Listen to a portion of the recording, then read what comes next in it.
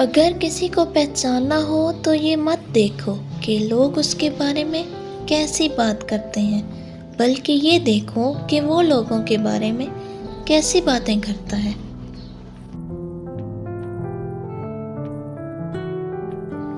دل کو مایوس مت ہونے دیں، بس یقین رکھیں اللہ کے فیصلوں پر۔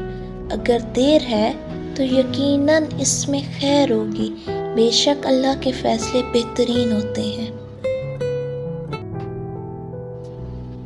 لوگ کہتے ہیں حیا آنکھوں میں ہونی چاہیے، میرا خیال ہے کہ حیا کردار میں ہونی چاہیے، کہ آنکھیں کبھی بھٹک بھی جائیں تو مضبوط کردار آنکھوں پہ قابو پا ہی لیتا ہے۔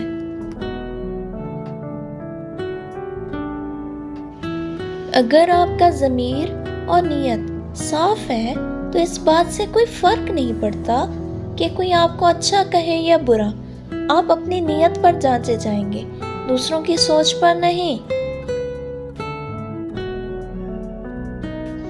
خود سے محبت کریں اور خود کی پرواہ کریں، اپنے لیے سوچیں، اپنی ذات کے لیے فیصلے کرنا سیکھیں۔